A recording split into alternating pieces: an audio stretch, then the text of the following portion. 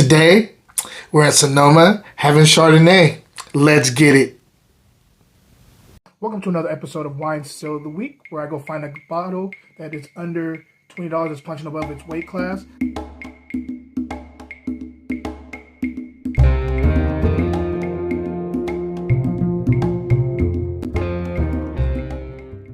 Hey, what up, y'all? We back for another one. I do want to apologize for last week's Wine Still of the Week. I was definitely tired. It was just a long week, and I wanted to put something out, but I think it was lackluster, and I felt bad. But I do want to apologize about that.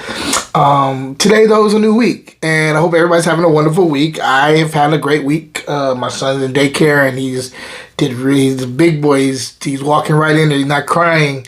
Now he's just going in and handling business like a man. I'm really proud of him. So, yeah. So that's what we've been doing this week. But also coming up this week on the newsletter, it is Fiction Week. So I'll be doing a book review. So stay tuned for that, guys. I can't wait to share that with you guys. And I'll get more into everything that's going on at the end of this wine review. So let's get into the wine today. Today we are in Sonoma and we're having Chardonnay. I cannot even remember the last time I did a Chardonnay, so I'm really excited to do this one. It's been a while. We're talking about the 2021 Dimarco Cellars Chardonnay out of Sonoma Valley. If you guys can see that. Hold on. There we go. So I'm really excited to do this one. We'll put it over here for right now. And yeah, can't wait to see what's going on in the glass here, and let's get right into it. On the nose, definitely have this like lime, like spritz going on here, like kind of like a lime zest that I'm digging quite a bit. I'm getting some pineapple. I did open up this bottle, so that's why I'm swirling it so much. There's a little papaya going on here too.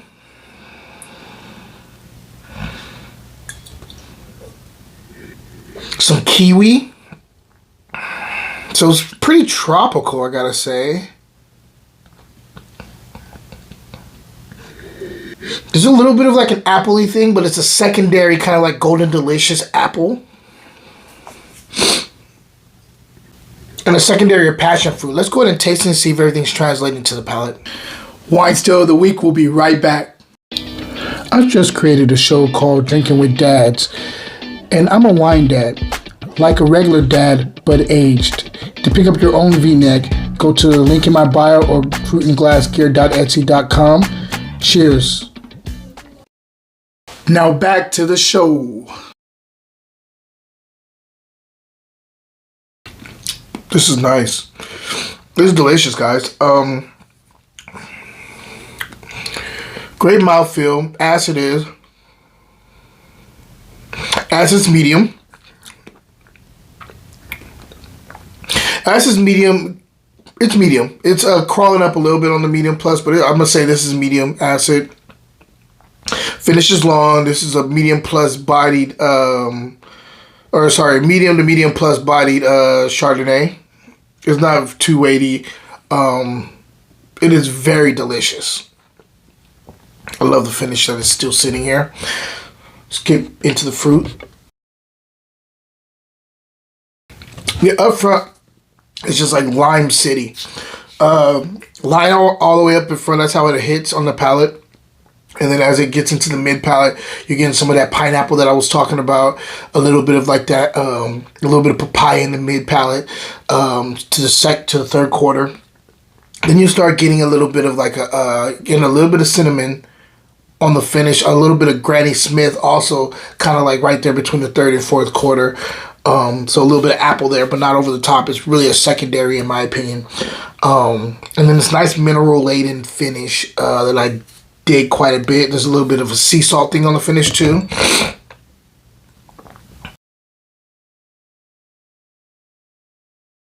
This wine is, I really like this wine. This does a lot of things well. I highly recommend this if you guys can get your hands on it.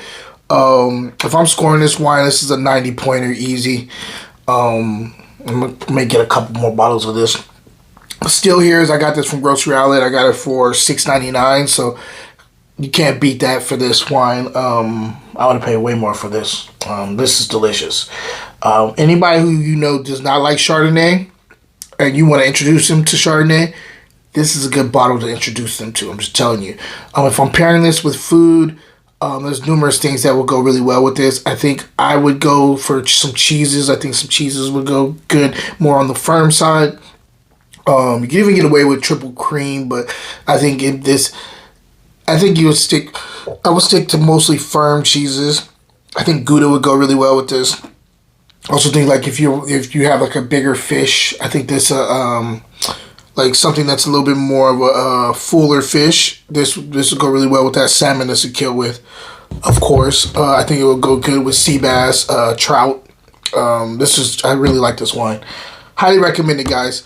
Newsletter. So again, we're coming up on the fiction week. I'll be doing a review. I'll be dropping the podcast, of course. I have an article coming for you guys very soon. Doing a lot of real cool stuff with the newsletter, so please subscribe. And if you want to really support me for the price of buying me a cup of coffee once a month, you can subscribe for the paid subscription, and that way you get access to everything. And I mean, again, I offer a lot for paid, so check that out if you get a chance. Question of the day, guys. Oh, that's a good one. Chardonnay is big in California. Two places that I think that do it really, really well is Santa Barbara and Mendocino. I think those places do Chardonnay very well. They do well all over the state, but those are two places that I really like Chardonnays from. If you're picking between Mendocino and Santa Barbara, which one are you leaning more towards? And if you have a label that I need to know about to review, please put that in the comment section. I would love to check it out. Guys, other than that, I hope you guys having a great rest of your week. I hope this is the perfect episode to get you over whatever's going on in this week, to get into the weekend and enjoying the weekend. And until next time, cheers.